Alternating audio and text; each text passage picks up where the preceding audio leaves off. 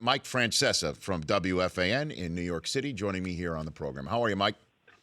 I'm fine, Rich. Thank you. Thanks for the nice words. And it was one of those days that you like being on the air. I mean, those are what you'll miss, or I'll miss. That forum is special, and when you have those days where everyone's listening and you know the city's listening, it was one of those days yesterday. They don't come along that often, but when they are, they're very interesting, and they're a lot of fun. They really are. And yesterday was one of them. Right in the middle of the show, it was kind of very much a surprising turn of events. It really was.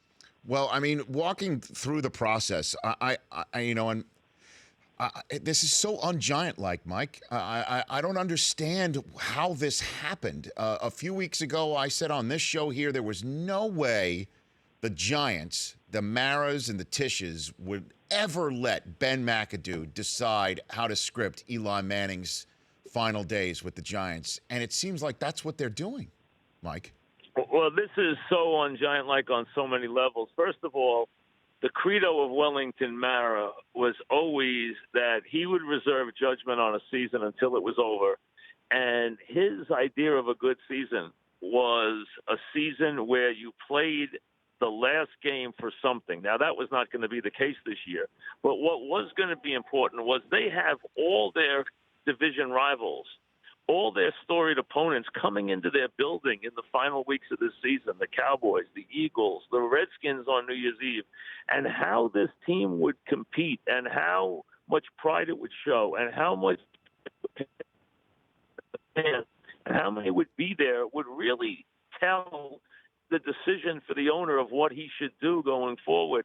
That was all blown up yesterday, and I did not first heard the news because the news was relayed to me very differently than it turned out to be. The first news was they were going to play both quarterbacks, and they were going to especially look at Webb, who they talk about liking, but they haven't had a lot of work with him.